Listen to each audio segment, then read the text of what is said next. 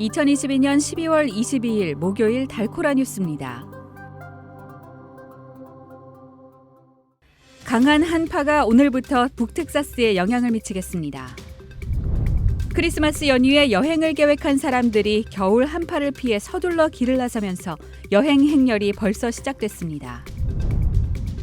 아테나 스트랜드를 납치 살해한 혐의로 체포된 페덱스 배송기사에게 3건의 아동 성폭행 혐의가 추가됐습니다.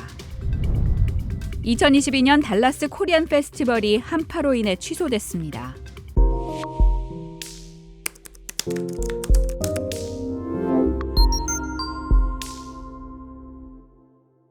강한 한파가 오늘부터 북텍사스에 영향을 미치겠습니다.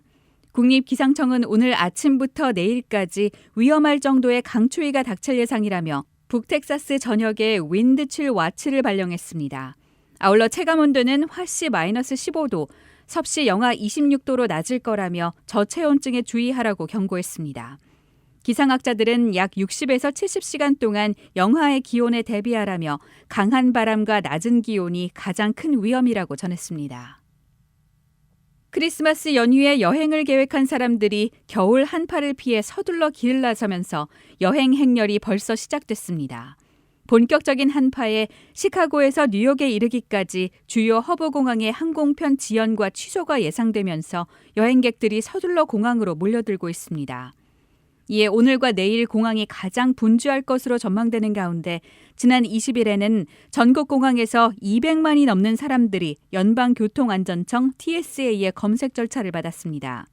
전미 자동차연합 트리플A는 이번 연휴에 900만에 달하는 텍사스 주민들이 도로나 비행기를 이용해 여행을 계획하고 있다고 전했습니다.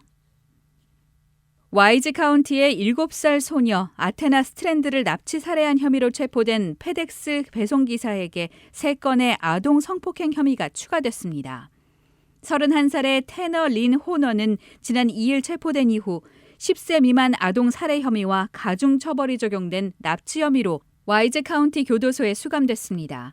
이후 호너에게 3건의 17세 미만 아동 성폭행 혐의가 추가됐고 각 혐의당 보석금이 $15,000가 책정되면서 호너의 보석금 총액은 $154만 5천 늘었습니다. 호너가 연루된 것으로 추정되는 아동 성폭행 혐의들은 9년 전에 저지른 일로 드러났습니다. 2022년 달라스 코리안 페스티벌이 한파로 인해 취소됐습니다.